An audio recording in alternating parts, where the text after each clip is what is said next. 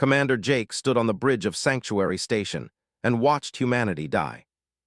They showed 36 civilian transport ships fleeing into the darkness of space.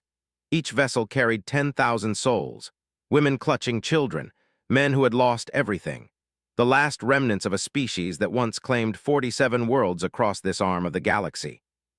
Now they had one orbital station, one final refuge, and the Empire was coming to take even that away.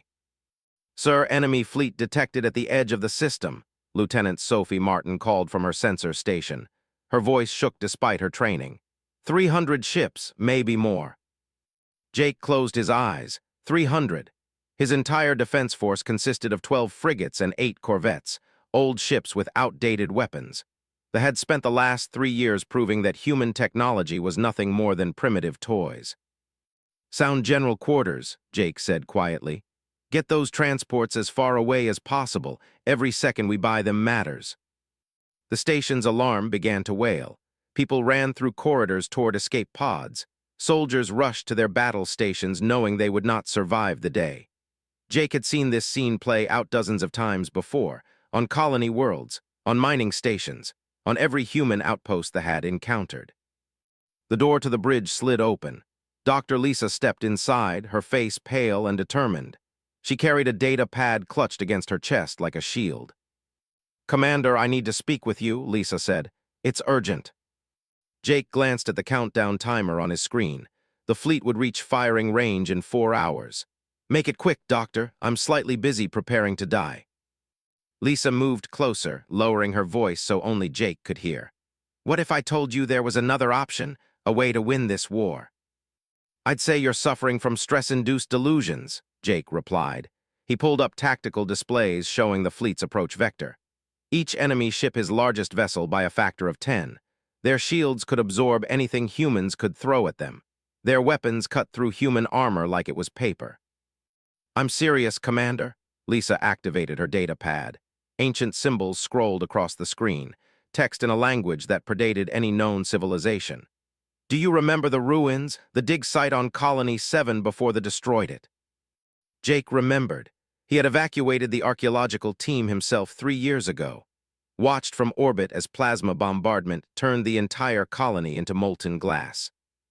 "We found something there," Lisa continued. "References to beings that existed before the current galactic civilizations, before anyone. The texts call them the primordial beings." "Ancient gods?" Jake asked with bitter sarcasm. "That's your plan, prayer." "Not gods, something else." Lisa's hands trembled as she expanded an image on her pad. It showed a star chart that didn't match any current stellar configuration. "The texts describe entities that exist outside normal space and time. They're not asleep. They're in a state we don't have words for, but the texts also describe a way to contact them." Jake turned away from to face Lisa directly. Her eyes held a desperate conviction that made him pause. "Say I believe you. Say these beings exist. Why would they help us?" "I don't know if they will," Lisa admitted. "The texts are incomplete, but Commander, we're out of options. In 4 hours, they will destroy this station. 2 billion humans will be extinct. We have nothing to lose." The bridge lights flickered as the station's main power grid cycled to combat mode. Jake looked around at his crew, young men and women who had volunteered to stand between the darkness and what remained of humanity. They deserved better than to die here. "What do you need?" Jake asked. Relief flooded Lisa's face. "Access to Admiral Brooks. This decision is above both our pay grades." 20 minutes later, Jake and Lisa stood in the station's command center. Admiral Brooks sat at the head of a long table surrounded by holographic displays showing the tactical situation. Every display painted the same picture. Humanity was going to lose. Was a short woman in her 60s with gray hair and eyes that had seen too much death. She had commanded humanity's defense for 3 years, led retreat after retreat, watched billions die while her fleet grew smaller and smaller. "The primordial beings," said after Lisa finished her presentation. Her voice was flat and tired. "You want to wake up ancient cosmic entities we know nothing about and hope they're on our side." "I don't think they have sides," Lisa said. "The texts suggest they exist beyond concepts like good and evil, but they respond to certain quantum frequencies, patterns in spacetime itself. I've spent 3 years decoding the ritual." Ritual leaned back in her chair. That word doesn't inspire confidence, Doctor. I know how it sounds, Lisa said. But the math works. The physics is consistent. We can generate the required quantum resonance using our ship's drive cores. We just need 5 vessels positioned at specific coordinates. Jake felt his stomach drop. 5 ships? Admiral, we barely have 20 combat-capable vessels left. If we pull 5 ships away from the defense line, they will break through in minutes. If we don't try this, they break through anyway, Lisa shot back. We can't win a conventional battle. Everyone in this room knows that. Silence fell across the command center. Through the windows, Jake could see the curve of the planet below, millions of people down there waiting to die, hoping that someone would save them. Stood and walked to the window. She pressed one hand against the glass. I've spent 3 years watching our species get slaughtered. Every decision I made, every tactical retreat, every world I abandoned, all to buy time. Time for what? For this moment. She turned back to face them. Doctor, explain exactly what will happen when we perform this ritual. Lisa swallowed hard. 5 ships jumped to the coordinates from the ancient star charts. They synchronized their quantum drives to create a resonance pattern. I'll be in a sensory deprivation chamber filled with exotic matter recovered from the ruins. My consciousness will serve as a bridge. A bridge to what? Demanded. To them, to the primordial beings. I'll make contact and ask for help. You'll ask unknown cosmic entities for help, repeated. Entities that existed before galaxies formed, and you think they'll care about a war between species that are less than insects compared to their age and power. I think they'll notice us, Lisa said quietly. For the first time in billions of years, something might get their attention. What they do with that attention, I can't predict. Was quiet for a long moment. Then she activated her command console. Attention all personnel. This is Admiral Brooks. In 72 hours, the Empire will destroy this station and complete their genocide of the human race. But we're not going to let that happen. We're going to try something that has never been attempted before. We're going to wake up the oldest things in the universe and hope they remember what it's like to care. She looked at Lisa. You have authorization for your ritual, Doctor. Take whatever resources you need. Commander will assign you 5 ships. Jake felt fear and hope war inside his chest. They were going to gamble everything on ancient texts and unknown beings. It was insane. It was also their only chance. One more thing, said as Lisa turned to leave. If this works, if these primordial beings actually respond, will we still be human afterward? Lisa paused at the door. I don't know, Admiral, but at least we'll still be alive. The door closed behind her. Jake stood in silence, watching the fleet grow larger on their sensors. They had 3 days to wake up gods. The converted cargo bay had become something between a laboratory and a temple. Dr. Lisa stood at the center of a circular chamber filled with equipment that humanity's best scientists barely understood. Ancient artifacts from the ruins pulsed with faint light. Quantum field generators hummed at frequencies that made people's teeth ache. In the middle of it, all sat a sensory deprivation tank filled with liquid that seemed to exist in multiple states at once. Final systems check, called Dr. Price from her station. The physicist had barely slept in 3 days. Her hands moved across holographic controls, monitoring readings that conventional physics. Quantum resonance generators are online. Exotic matter is stable. The math still says this should work. Should, muttered Alex Warren. The linguist had spent 70 hours translating the final fragments of the ancient texts. He looked exhausted and terrified. That word is doing a lot of heavy lifting. Lisa understood their fear. The instructions they had decoded were incomplete at best. The ancient beings who wrote them had thought in ways human minds struggled to comprehend. Every translation was a guess. Every technical specification was an approximation. And they were about to stake humanity's existence on their best guesses. Captain Foster entered the bay, his uniform crisp despite the chaos of the last 3 days. At 28, he was the youngest ship commander in the fleet. Now he would lead 5 vessels into positions that might tear reality apart. Ships are ready, Doctor, reported. We've modified the quantum drives exactly to your specifications. The crews have been briefed on the timing requirements. Did you tell them what we're actually doing? Lisa asked quietly. Hesitated. I told them we're trying to contact an ancient power that might save humanity. I didn't tell them that we have no idea what that power is or what it might do to us. Probably for the best.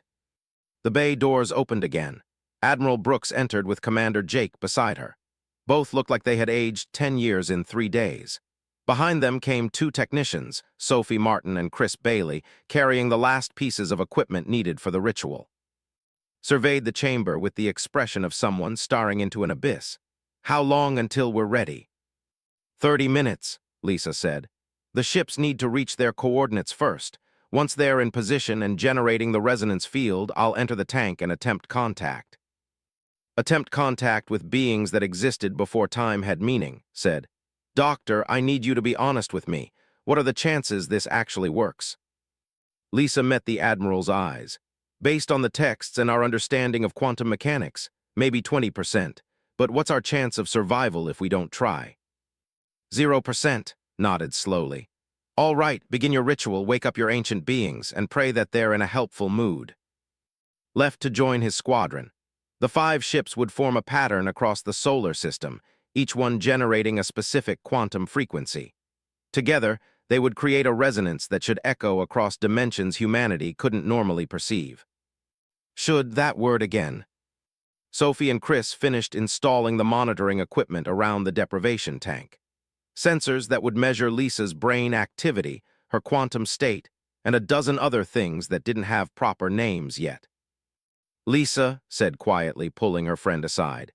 The equations predict that making contact will change you. Your neural patterns will have to synchronize with something that doesn't think like a human. You might not come back as yourself. I know, Lisa said. She had run the same calculations, seen the same predictions. But someone has to be the bridge. Someone has to reach out and touch them. It should be me. You're the lead researcher. Humanity needs your knowledge. You have 2 children. I don't. Lisa squeezed her friend's hand. Besides, I've been dreaming about them ever since I touched the artifacts. I think they've already noticed me. What do you dream about? Lisa's eyes went distant. Vastness, consciousness spread across dimensions we can't see, the feeling of existing before stars were born. They're not asleep, they're just elsewhere, and they're so much bigger than anything we can imagine. A communication chime interrupted them. His voice came through the speakers. All ships in position, quantum drives synchronized, waiting for your signal, Doctor. Lisa looked at the deprivation tank. The liquid inside seemed to ripple even though nothing had touched it. The exotic matter was already responding to the quantum fields building around the system. I'm ready, Lisa said. She began removing her clothes, stripping down for the tank. The liquid would cover her completely, seal her away from all normal sensory input. Leave her mind floating in darkness where it could reach toward something infinite. Jake approached her. Doctor, before you do this, thank you for having the courage to try. Thank you for believing me, Lisa replied. Now get everyone away from the chamber. When the resonance reaches full strength, anyone nearby might experience side effects. The command crew retreated to the observation room. Lisa stood alone in the chamber, surrounded by humming equipment and pulsing artifacts. She could feel reality starting to bend around her. The quantum fields were affecting probability itself. She climbed into the tank. The liquid was neither warm nor cold. It simply was. As it closed over her head, all sound vanished, all light disappeared, all sensation faded away. Lisa floated in perfect nothingness. Begin resonance sequence, she heard his voice say through direct neural link. The implant in her brain was the only connection she maintained to the normal world. The 5 ships across the solar system activated their modified quantum drives simultaneously. Reality screamed. Lisa felt the resonance in her bones, her neurons, her quantum state. It wasn't a sound or a feeling. It was more fundamental than either. The fabric of spacetime itself was vibrating with a frequency that reached beyond the normal 4 dimensions. And something noticed. Lisa's consciousness expanded outward. She could suddenly perceive things that shouldn't exist. Dimensions curled up so small they hid beneath the quantum foam, timelines branching and merging, probability fields flowing like water through the structure of reality. And beyond all of that, she sensed them. The primordial beings. They existed in a state that made asleep and awake meaningless concepts. They were aware but not focused, present but not engaged, vast beyond comprehension, old beyond measurement. Lisa reached toward them with her tiny human consciousness, a spark of awareness touching an ocean of existence. They noticed her. The sensation was indescribable, like being seen by the universe itself, like having the attention of something so vast that galaxies were specks of dust in its perception. Lisa tried to communicate, tried to explain that humanity needed help, that an entire species was dying and desperate. But the primordial beings didn't understand language, didn't think in terms of species or wars or survival. They existed on a level where such things were temporary fluctuations in eternal patterns. So Lisa showed them instead. She opened her memories, let them see through her eyes, showed them humanity's colonies burning, showed them children dying in the vacuum as weapons tore through ships, showed them the slow genocide of a species fighting for its right to exist. The primordial beings observed without judgment, without emotion, they simply saw. And in seeing, they began to change what was possible. Lisa felt reality start to bend around the war, felt probability itself becoming fluid.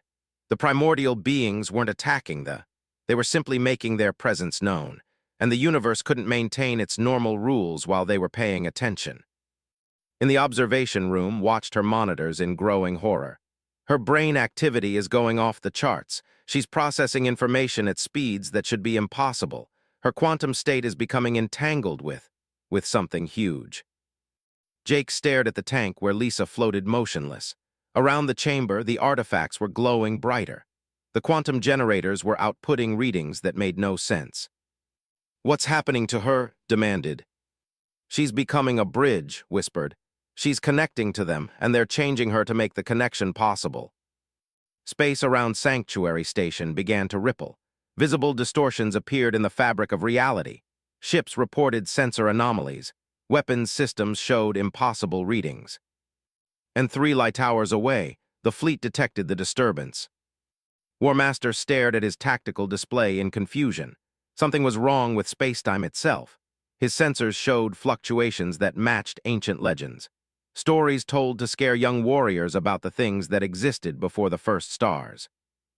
"Accelerate the attack," ordered. "We need to destroy that station before whatever the humans have unleashed fully manifests."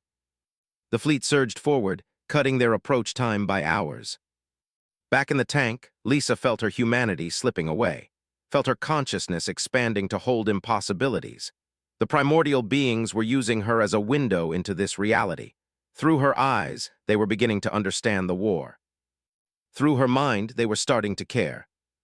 "Lisa, you need to come back," his voice echoed through the neural link. "They are moving in early, we're out of time." But Lisa couldn't come back. She was already too far gone. Her consciousness existed in too many dimensions to fit back into a simple human brain. The last thing she managed to transmit was a warning. Captain Foster watched his tactical display and knew he was about to die. 300 warships filled the of his frigate, the Defiant. Each enemy vessel was 10 times larger than his ship. Their weapons could reduce human vessels to atoms in seconds. Their shields had never been penetrated by human technology. "All ships maintain formation," ordered over the fleet channel. His voice was steady despite the terror clawing at his chest. "We hold the line for as long as possible. Every minute we buy is one more minute for the evacuation." 12 human ships faced 300. The math was simple and brutal. Beside his tactical officer, Lieutenant Danny gripped his console. The young man's knuckles were white. "Sir, they're charging weapons, energy signatures across their entire fleet. Evasive pattern Delta. All ships scatter and engage at will." The Defiant's engines roared to life.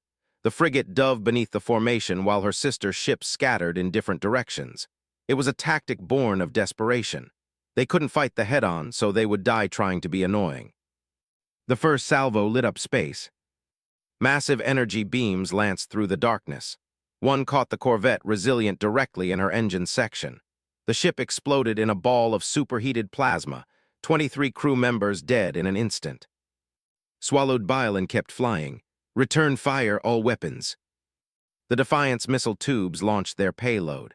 12 fusion warheads streaked toward the nearest battleship. The missiles impacted against shields that barely flickered. The explosion might as well have been fireworks for all the damage it caused. Weapons ineffective, sir, Danny reported unnecessarily. Another human ship died. The frigate Guardian took multiple hits and broke apart. Escape pods launched but knew they would destroy those too. They always did. On Sanctuary Station, Jake watched the battle through long-range sensors. Each ship lost was a knife in his heart. Those were his people dying out there, his friends, his comrades. "Can we help them?" he asked desperately. Sophie shook her head from her sensor station. "They're too far away, we'd never reach them in time, and sir, there's something else. I'm getting strange readings from across the entire system. Spacetime itself is becoming unstable." Jake looked at the readings she was showing him. They made no sense. Time dilation fields appearing randomly. Gravity wells that shouldn't exist. Quantum uncertainty manifesting at scales that violated every law of physics. "It's the ritual," Jake realized. "The primordial beings are waking up." In the converted cargo bay, Dr. Price stared at her monitors in awe and horror. Lisa's brain activity had exceeded every theoretical maximum. She was processing information across multiple dimensions simultaneously. Her quantum state was entangled with something so massive that the sensors couldn't measure it. "She's gone," whispered. "Lisa's consciousness has merged with them. She's not human anymore." Admiral Brooks stood beside her, watching the woman floating in the sensory deprivation tank. "Can she still help us? Can the primordial beings stop the—" "I don't know if they understand the concept of helping," said. "They're so far beyond us, but they're definitely here. Reality is breaking down around their presence." Back in the battle, noticed it first. His tactical display started showing impossible information. Ships appeared in multiple locations simultaneously. Time stamps on sensor readings ran backward. A missile fired at his ship, and then the launch disappeared from his sensors as if it had never happened. "What the hell?" Danny stared at his console. "Sir, I'm showing the same destroyer in 3 different positions, all at the same time." Checked his own displays. His experienced eyes couldn't make sense of what he was seeing. Cause and effect were coming unstuck. Events were happening in the wrong order. And then he saw it. Space itself was changing, not bending or warping like around a gravity well, actually changing. The fabric of reality was rippling like water, and at the center of each ripple was something his human eyes couldn't quite perceive. The primordial beings were manifesting. War Master felt fear for the first time in his long military career. His tactical officers were shouting contradictory reports. His sensors showed impossible readings, ships that existed and didn't exist, weapons that fired and never fired, time flowing in multiple directions at once. "What is this?" demanded. "What have the humans done?" His second-in-command, a veteran warrior named, had gone pale. "Sir, this matches old legends, stories from before the Empire rose to power, warnings about things that existed before the first galaxies formed. Legends are not real. Tell that to our sensors, War Master." A battleship suddenly wasn't there anymore, not destroyed, not moved. It simply ceased to exist in that location, as if reality had decided the ship was improbable and removed it from the equation. Sphere turned to terror. On the human side, watched in stunned disbelief as ships began vanishing.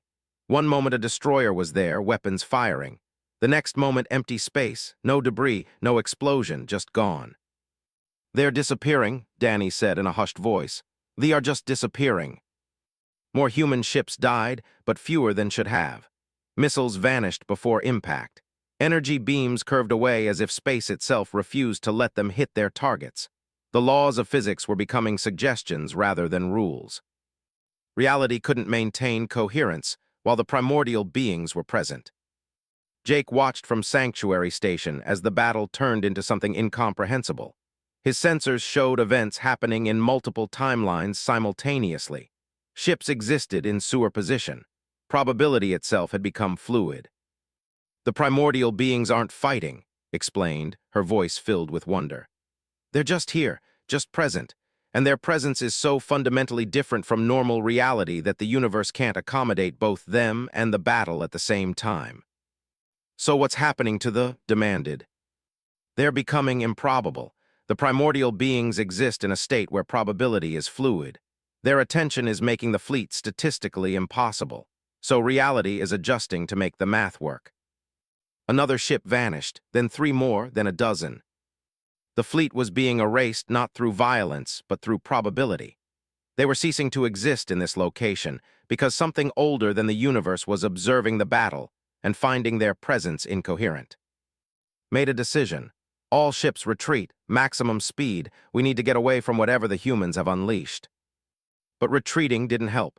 The primordial being's attention had already touched the fleet. Distance meant nothing to entities that existed outside normal spacetime. Ships continued to vanish, not just here but across the entire system, across the entire war. Reports flooded in from other battle zones. Forces everywhere were experiencing the same phenomenon, vanishing, becoming improbable, ceasing to exist. Tactical officer counted the remaining enemy ships. "Sir, we started with 300 vessels. Now I'm only reading 75, number 50. The number keeps dropping." "Are they retreating?" "I don't know, they're just gone. It's like they were never here." But knew that wasn't quite right. He could remember fighting them, could remember watching his comrades die. They had been here, they just weren't here anymore, and the distinction was making his head hurt. In the cargo bay, Lisa's body convulsed in the tank. Her consciousness was spread across multiple dimensions, serving as a bridge between the primordial beings and normal reality. Through her, they were learning about the war, learning about humanity's desperation, learning about the cruelty. And through her, they were making choices. The primordial beings didn't think in terms of right and wrong, but they could understand patterns, could perceive the difference between a species trying to survive and a species trying to conquer, between defense and aggression, between necessity and cruelty. They found the pattern less coherent, less stable, less probable. So they made it less real. The last ship in the system vanished from existence. War Master and his entire fleet were gone, not destroyed, not scattered, simply removed from probability. Sat in stunned silence on his bridge. Around him, his surviving crew members stared at empty space where an overwhelming enemy force had been moments before. "Did we win?" Danny asked in disbelief. Didn't know how to answer. They had survived, they were gone, but he didn't understand what had happened or what it meant. "Contact Sanctuary Station," ordered. "Get me Admiral Brooks." His face appeared on his. She looked like she had aged 20 years. "Captain Foster, report." "Admiral, the fleet is gone. All of them, I can't explain how or why. They just stopped existing here." "It's the primordial beings," said quietly. "Doctor made contact, woke them up, and they're rewriting reality around the war." "Is that good?" Looked past the camera at something couldn't see. "I don't know yet, Captain, but I have a feeling we're about to find out what price we paid for this victory." In the sensory deprivation tank, Lisa floated between worlds, between dimensions, between what was and what the primordial beings were making possible. She tried to remember being human, tried to hold on to the core of who she had been. But it was like trying to hold water in her hands. Her consciousness was too changed, too expanded, too merged with something infinite. The last coherent thought she managed was a warning. Dr. Torres had been a medical officer for 15 years. He thought he had seen everything the human body could experience. He was wrong. "Doctor, you need to see this patient," Nurse Amy Collins said, her voice shaking. "Room 7, he's healing wrong." Followed her down the corridor of Sanctuary Station's medical bay. The battle was over. They had won somehow. But the casualties were still arriving from damaged ships, and many of them were experiencing problems he couldn't explain. In room 7, a young engineer named Peter Ward lay on a medical bed.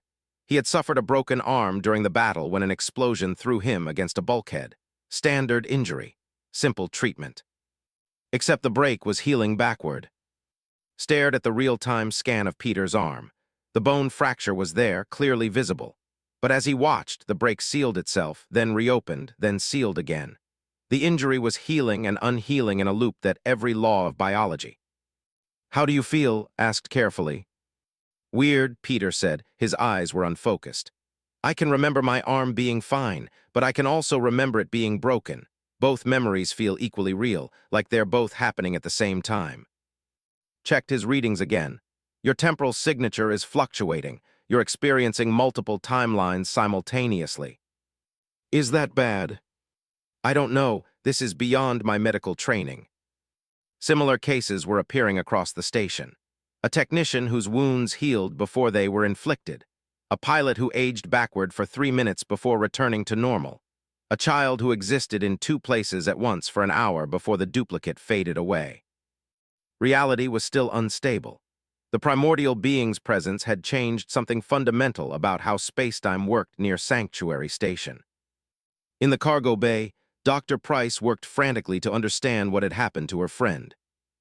Lisa still floated in the sensory deprivation tank, but she was no longer entirely there. Her body flickered in and out of phase with normal reality. Sometimes she was solid. Sometimes could see through her to the back of the tank. Sometimes there were multiple Lisas overlapping in the same space. Her quantum state is completely unstable, explained to Admiral Brooks. She exists partially in our dimension and partially in somewhere else. The primordial beings changed her to make her a better bridge between realities. Can we change her back? Asked. Shook her head sadly. I don't think there is a back anymore. Lisa's consciousness is spread across multiple dimensions. She thinks in ways we can't understand. She's more connected to the primordial beings than to humanity now. Commander Jake stood nearby, watching the tank with grief in his eyes. Can she communicate? Sometimes, in fragments. She's trying, but human language doesn't work right for her anymore. As if responding to their conversation, Lisa's eyes opened inside the tank. They glowed with a light that shouldn't exist in normal space. Her mouth moved, and her voice came from everywhere and nowhere. They see everything now. All timelines, all possibilities. The war is ending across every version of reality. Lisa, what did you do? Jake asked gently. Showed them humanity. Showed them they don't judge, don't take sides, but they make things coherent. The aggression was incoherent.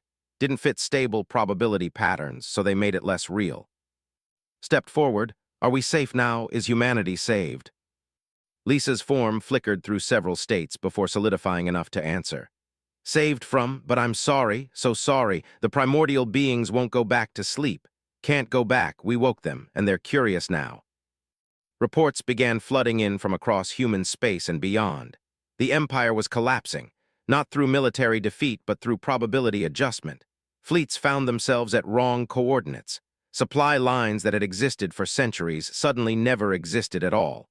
Conquered worlds remembered being free. The entire invasion was being retroactively prevented. But the cost was becoming clear. Captain Foster received a communication from space.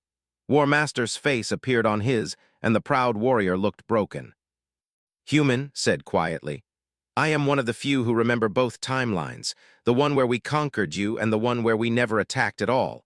Most of my people don't remember the war. For them, it's becoming something that never happened. Leaned forward, why are you telling me this? Because you need to understand what you've done. The primordial beings aren't just erasing our invasion. They're rewriting our entire civilization. The Empire is dissolving. Our history is changing. Billions of my people are experiencing memories that contradict reality. Your Empire tried to exterminate us, said coldly. I know we deserve this fate, but you need to know it won't stop with us. Eyes held a terrible certainty. The primordial beings are awake. They're looking at the whole galaxy now, and anything they find incoherent will be adjusted. The communication ended. Sat in silence, warning echoing in his mind. They had stopped the saved humanity, but what else had they changed? In the medical bay, Tors discovered the answer. He received a patient who claimed to remember dying 3 years ago when the destroyed Colony 7. She remembered the orbital bombardment, remembered being killed, but she also remembered surviving. Both timelines existed in her memory. Which one is real? She asked desperately. He had no answer to give her. More cases appeared. People who remembered lost loved ones as both dead and alive. Soldiers who remembered battles that no longer fit into the adjusted timeline. Children born on colony worlds that now had never fallen to the past was becoming fluid. Memory and reality no longer matched. Jake called an emergency meeting of the senior staff. They gathered in the command center, looking exhausted and scared. We need to figure out how to stop this, Jake said. The primordial beings are rewriting history. People can't live like this, caught between contradictory timelines. I don't think we can stop them, said quietly. They exist beyond our ability to influence. We can barely perceive them. Then we need to talk to them, through Lisa. They returned to the cargo bay. Lisa's form had stabilized somewhat, though she still flickered with otherworldly light. Alex Warren, the linguist, had been trying to communicate with her using quantum entanglement patterns. Lisa said clearly, "We need the primordial beings to stop. They saved us from and we're grateful, but they're destroying reality in the process." Lisa's voice echoed from multiple directions. "They don't understand stopping, don't understand time like you do. For them, all moments exist simultaneously. Past, present, future are the same thing." "Then help us make them understand," Jake pleaded. "You're the bridge. You can translate human concepts into something they comprehend." Lisa was silent for a long moment. When she spoke again, there was pain in her voice. "I can try, but it will require more bridges, more people willing to become what I am, to exist partially outside humanity and partially with them." Closed her eyes, she had known this was coming. How many? 4 more, 5 bridges total, enough to anchor probability in this region of space, to create a buffer between the primordial beings and normal reality. Who asked? "Volunteers," Lisa said. "People willing to give up their humanity to save the galaxy from being reshaped entirely." The room fell silent. Everyone understood what was being asked. To become like Lisa meant losing everything that made them human: their linear perception of time, their individual consciousness, their ability to connect with the people they loved. It meant becoming something else, something between human and primordial, forever. Captain Foster was the first to speak. "I'll do it." "No," started. "Admiral, I watched good people die in that battle. If their sacrifice means anything, it's that we protect what remains. I'll be a bridge." Dr. Price raised her hand next. "I understand the science better than anyone except Lisa. I should be part of this." Alex Warren took a shaky breath. "If you need someone who understands communication between different forms of consciousness, that's me." Jake stepped forward, "And I'm not letting them do this alone." Looked at her people, at the brave, foolish humans who were willing to sacrifice everything. "Are you certain? Once you do this, there's no going back." "We're certain," said firmly. Lisa's voice held infinite sadness. "Then enter the tanks. Let me guide you through the transformation. Together we'll become the Guardian Collective. We'll stand between the primordial beings and the galaxy. We'll maintain the boundary so reality can remain stable." 4 more sensory deprivation tanks were prepared. Alex and Jake each entered one. The quantum field generators powered up. The exotic matter began to glow. Watched from the observation room, tears streaming down her face. She was losing her best officers, her friends, watching them transform into something that would save the galaxy but cost them everything. The transformation began. The 4 volunteers' consciousness expanded outward, merging with Lisa's, connecting to the vast awareness of the primordial beings. They experienced what Lisa had experienced: the terror and wonder of touching something infinite, the agony of their human minds restructuring to accommodate impossibilities. They screamed, then they stopped being able to scream, then they stopped being entirely human. When it was done, 5 beings floated in 5 tanks. They looked human still but flickered with light from dimensions beyond normal perception. They were individuals and a collective simultaneously, human and primordial, alive and existing in states that had no name. The Guardian Collective spoke with one voice made of 5.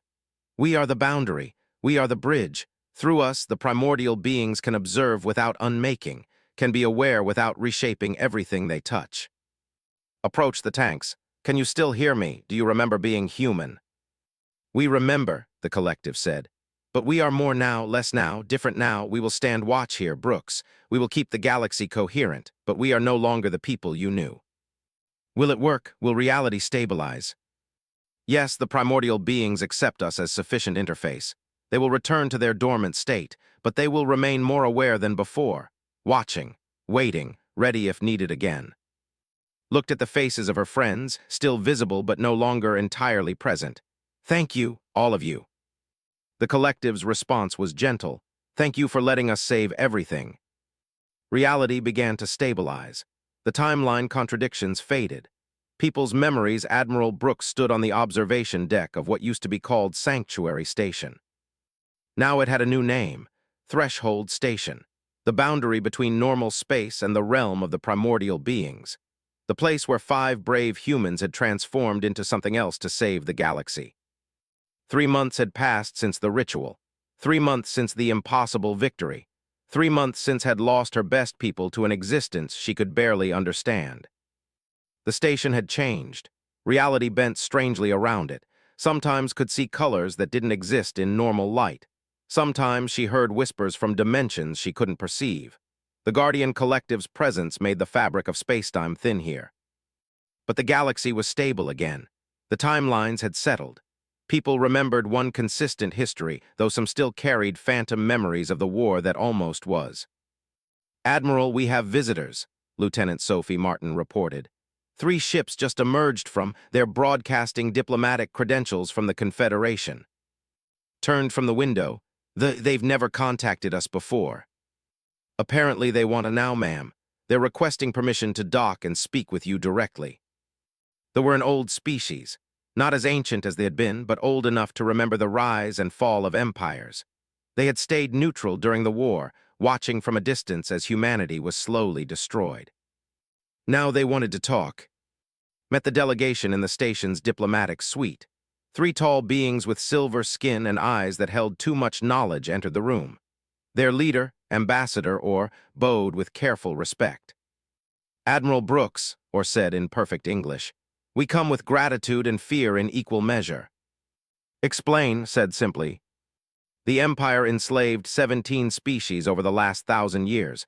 They conquered 43 civilizations, destroyed cultures older than your sun, and you stopped them." Or's expression was difficult to read. "But the method you use terrifies us." Gestured for them to sit. "You're afraid of the primordial beings." "We are afraid of any species that can wake such things and survive," Or said bluntly. "They are an old people, Admiral.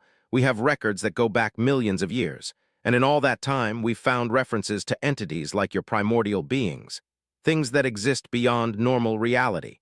Every civilization that contacted them ceased to exist shortly after." "Every civilization except humanity." "Yes, which raises the question, what are you now?" Considered her answer carefully. "We're survivors. We were desperate and we gambled everything on one chance. We won, but we paid a price you can't imagine." "The 5 humans who transformed," Or said, "we can detect them. Their quantum signatures are visible across light years. They exist in states that shouldn't be possible. They're the Guardian Collective now. They maintain the boundary between the primordial beings and normal space. Without them, reality would still be unstable." Or was quiet for a moment. Then he said something didn't expect. "We want to learn from you, to understand how humanity accomplished what no other species has managed, and in exchange we offer alliance, technology, resources, a place in the galactic community." Felt a surge of bitter irony. 3 months ago we were being exterminated, now you want to be our allies. 3 months ago you were victims, now you're the species that can touch the foundations of reality and survive. "Yes, Admiral, we very much want to be your allies." More species followed, the Republic, the scattered kingdoms of Vex, the Twilight Communion. One by one they came to Threshold Station. Some offered friendship, some offered tribute. All of them showed the same mixture of respect and fear. Humanity had saved itself, but in doing so, it had become something the galaxy couldn't ignore. In the medical bay, Dr. Torres continued treating patients with conditions that shouldn't exist. The side effects of the primordial being's presence were fatting, but some people would carry strange abilities for the rest of their lives. A young girl named Emma Baker could see probability branches. She knew which choices would lead to which outcomes. She described it as seeing the future and the past simultaneously, all the possible versions of events overlapping. "Is it scary?" asked gently. "Sometimes," Emma admitted. She was only 8 years old. "But mostly it's like having a superpower. I can help people make good choices." Others had different gifts. A mechanic who could intuitively understand quantum machinery. A pilot whose reaction time existed slightly outside normal causality, letting her respond to threats before they happened. A mathematician who could perceive dimensions beyond the standard 4. The children born on Threshold Station after the transformation showed even stranger abilities. They grew up in an environment where reality was thinner. where the laws of physics were more like suggestions. They could do things that seemed like magic, but were actually probability manipulation on a small scale. Humanity was changing, evolving, becoming something new. In the heart of the station, the Guardian Collective maintained their eternal watch. The 5 tanks still held 5 bodies. Lisa, Jake, Foster, Price, Alex Warren, they looked peaceful, floating in the exotic matter. But they were not asleep. They were infinitely aware, their consciousness spread across dimensions that normal humans couldn't perceive. Visited them every day. Spoke to them even though she knew they were beyond normal conversation. "Jake," she said softly, standing before his tank, "I got another diplomatic delegation today. The Syndicate of Ash wants to establish trade relations. Everyone wants to be humanity's friend now that they're afraid of us." The collective responded, their voice coming from everywhere and nowhere. "We understand your frustration, Brooks. You wanted humanity to be respected, not feared. Can you still hear me as individuals, or are you just one entity now? We are both, 5 minds and 1 mind. We remember being human, we remember you. But we exist in a state where individuality and collective consciousness are the same thing." Pressed her hand against Jake's tank. "Do you regret it, the transformation?" There was a pause that might have lasted a second or a year. Time worked differently for the Guardian Collective. "Regret requires a linear perception of time," they finally said. "We exist across all moments. We see the timeline where we didn't transform and humanity fell to the... We see the timeline where we did transform and the galaxy survived. Both exist for us. Both are real. We chose this path and we stand by it. I miss you, all of you. We know we miss being able to miss you, but we're still here, still watching, still protecting." 10 years passed. Threshold Station became the diplomatic center of the galaxy. Species came from across known space to meet with humanity and to study the phenomenon of the Guardian Collective. Universities were established, research centers built. Young people from 100 different civilizations came to learn about the beings who existed between realities. The Empire was a memory now. Most of the people didn't remember the war at all. Their civilization had reorganized around peaceful trade and cultural exchange. Only a few carried the phantom memories of what they had tried to do. Came to Threshold Station on the 10th anniversary of the transformation. He was an old warrior now, broken by the weight of 2 contradictory timelines in his memory. Met him in the same diplomatic suite where she had welcomed so many others. "I carry the guilt of both timelines," said without preamble. "In one, I ordered the deaths of billions of humans. In the other, I was a simple war leader who never encountered your species. Both memories are equally real to me." "I know the feeling," said. "I remember watching our colonies burn, but I also remember a timeline where some of those colonies were never attacked. The primordial beings rewrote probability, but they couldn't erase our memories completely." "How do you live with it?" "By focusing on the timeline we're in now. The one where humanity survived and the galaxy is at peace. That's the reality we chose." Looked at her with ancient, tired eyes. "Your species touched something that should never be touched, woke something that should remain sleeping, and somehow you survived with your souls intact." "Not all of us," said quietly. 5 people paid the price for everyone else's survival. The Guardian Collective, I've studied them, they're magnificent and terrible. They're heroes, and they're my friends, even if they're not human anymore. Children born on Threshold Station showed remarkable abilities. They could perceive things normal humans couldn't, see patterns in probability, manipulate quantum states with their thoughts. It was subtle, nothing dramatic, but it was real. Researchers called it the threshold effect. Living so close to the boundary between realities was changing human development in fundamental ways. Some people feared it, called for evacuation of the station, worried that humanity was becoming something alien. Refused. "We changed when we woke the primordial beings. There's no going back to what we were. We can either embrace what we're becoming or live in fear of it. I choose to embrace it." One day, a young woman named Baker came to office. She was 19 years old, born on Threshold Station 3 months after the transformation. She could see probability branches clearer than anyone else. "Admiral, I want to join the Guardian Collective," said. Blood ran cold. "No, absolutely not." "Ma'am, I've studied them my whole life. I understand what they are better than anyone. And I can see the timeline branches. The collective is stable now with 5 members, but it's straining. In a few decades, the boundary will weaken. They need help. You're asking me to let you sacrifice your humanity. I'm asking permission to become something more, to help protect the galaxy the way they do. Eyes were calm and determined. I was born here, Admiral. I've never been fully human in the normal sense. I can already perceive multiple dimensions. The transformation won't take as much from me as it took from them. Wanted to refuse, wanted to protect this young woman from a fate that had claimed her best friends. But she could see the conviction in his eyes. Let me think about it, said finally. That night, she visited the Guardian Collective. She's right, the collective said before could speak. The boundary is weakening slowly. In 30 years, it will fail. We need more bridges, more guardians to maintain the separation between realms. How many more? Eventually, hundreds, thousands. But for now, just a few. Baker and 2 others would stabilize the boundary for centuries. Closed her eyes. So this never ends. Every few generations, more people have to sacrifice their humanity to keep reality stable. Yes, that is the price humanity paid for survival, an eternal vigil. But consider this. Those who volunteer will be choosing it freely. They won't be desperate and terrified like we were. They'll understand what they're becoming. Does that make it better or worse? Both, neither, time will tell. Baker joined the Guardian Collective 6 months later, along with a quantum physicist named Tyler West and a meditation expert named Sarah. The transformation was gentler than the original 5 had experienced. These volunteers were better prepared, their minds already partially adapted to perceiving beyond normal dimensions. The collective grew to 8, the boundary stabilized, reality settled into a new equilibrium. 20 years after the transformation, Brooks retired from military service. She was 73 years old, tired and ready to rest. But before she left Threshold Station, she visited the Guardian Collective one final time.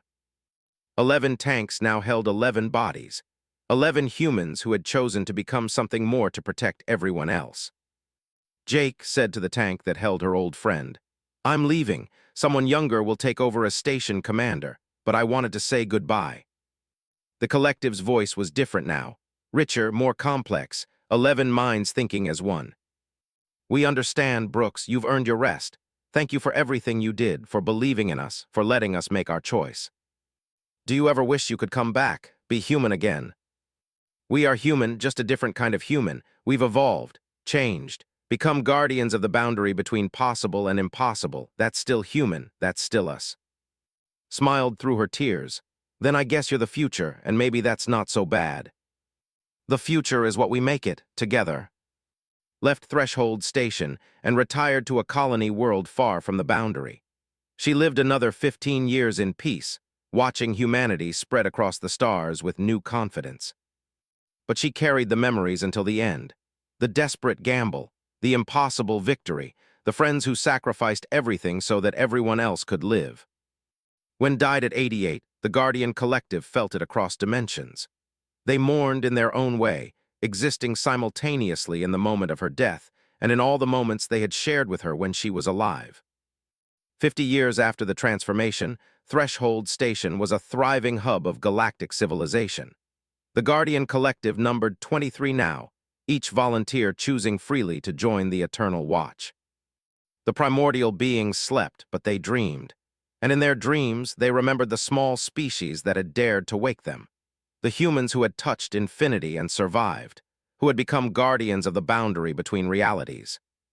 The galaxy had entered a new age, an age where humanity stood as the bridge between normal space and the realm beyond, where human children grew up with abilities that previous generations would have called impossible, where the line between possible and impossible was maintained by volunteers who gave up their humanity to protect everyone else's.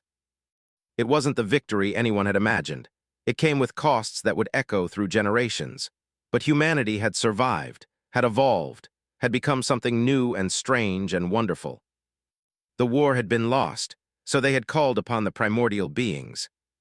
And the victory that followed was one that none could fully explain. But it was still a victory, and in the end, that was enough. The Guardian Collective watched from their tanks, Their consciousness spread across dimensions, maintaining the boundary that kept reality stable. They remembered being human, remembered fear and hope and love and sacrifice. They were no longer quite human, but they were still humanity's children, still its protectors, still standing watch over a galaxy that would never fully understand what had been done to save it. And they would stand watch forever, because that was the price of calling upon ancient beings. That was the cost of touching infinity. That was what it meant to be human in a universe where even gods could be awakened. The war was won, but the watch would never end. Into single, coherent narratives, the primordial being's presence receded to a background hum in the structure of spacetime. But 5 humans had paid the price. 5 guardians who would stand watch forever, no longer alive in any normal sense, but not dead either. Existing between worlds to keep all worlds safe. The primordial beings had saved humanity but they weren't going back to sleep. They were awake now, aware, present in a way they hadn't been for billions of years. And the galaxy was about to learn what it meant to live under the gaze of things that existed before existence had rules. They're here, they're awake, and reality is about to stop making sense. 3 days to save or doom everything humanity had ever been.